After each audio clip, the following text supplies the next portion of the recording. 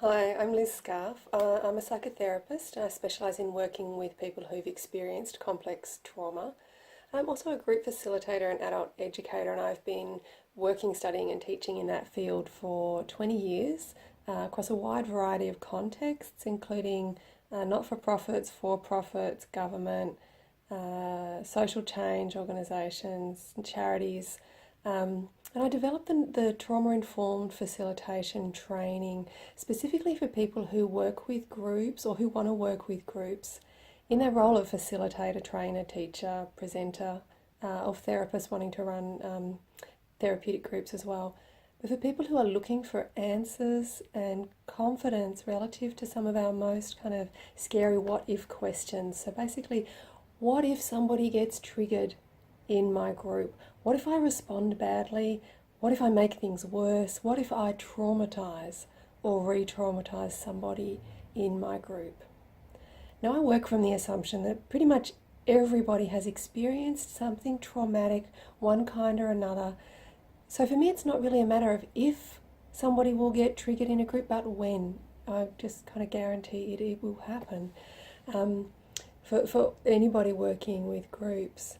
So in day one of the training, we're really going to focus in on some basic trauma theory to understand what is it, how does it happen, and what is the diversity of ways that triggering can look like. And then we'll be actually sort of practicing the skills of how to respond when somebody gets triggered. So you'll get to implement the theory and practice and play around with it to kind of see what works, what doesn't, what do you find difficult to do, what comes naturally for you, what's your style. And that's actually, it sounds a bit intimidating maybe, but that's a lot of fun. We're going to have a good time with that. We'll also be looking at how to create spaces that are trauma informed. So how to advertise and promote groups or workshops, how to screen participants both directly and indirectly, so that you make sure that the people who turn up are a good fit with the psycho-emotional and relational demands of the group space and the activities. And then the physical space itself, and how you structure the time and how you create a safe enough kind of atmosphere in the space. And then also considerations for after an event or after a group or a workshop or a meeting or something, what needs to be taken into account or provided or offered afterwards that supports trauma sensitivity, basically. And then on day two, we'll really be focusing in on the group facilitation and field dynamic side of things. So looking at specific facilitation skills and interventions that reduce the risk of triggering, and also how to see the very early signals that precede triggering and or traumatize or people being sort of traumatized in the group. How to avoid becoming a traumatizer yourself in that role, because the role has quite a lot of rank, which can kind of put you at risk of misusing that rank and that power, unintentionally. So how not to do that. We'll also look at the facilitator's own inner work, the things that we need to do for ourselves so that we can do this work well and we can do it sustainably. So we're not so at risk of getting hurt ourselves or traumatized ourselves, and so we can stay in this for the long haul and not get burnt out.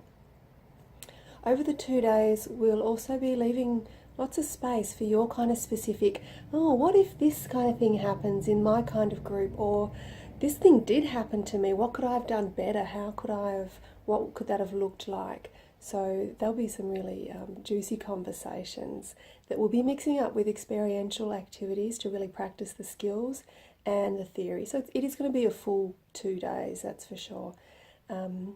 Everything I am doing in terms of how I'm promoting the workshop, the screening process, the registration process, and how I facilitate, I will be modelling one way in which I implement trauma-informed facilitation. So that's another part of the learning, is just by attending and watching and being in that space. But all groups are different, and all sort of group goals and objectives and the reason they come together are different. And so we'll also explore, how does trauma-informed facilitation look like? How can it be applied in different contexts? Because there's not just sort of a one-size-fits-all. It's really a foundation of principles, and then how do you bring that into practice? So I've delivered a one-day version of this in Melbourne 4 times over 2017, and we've had such a diverse range of participants. It's made for very really, really exciting space actually to have that kind of diversity. But we've had psychologists, we've had yoga teachers, sexological body workers, university lecturers, kink and BDSM facilitators, psychotherapists and counsellors, birth educators, government agency staff, independent facilitators working in corporate contexts, people working with refugees and torture and trauma survivors, executive life and executive coaches and life coaches, acting teachers. We've had such a huge diversity. So this training really is applicable to any kind of group work.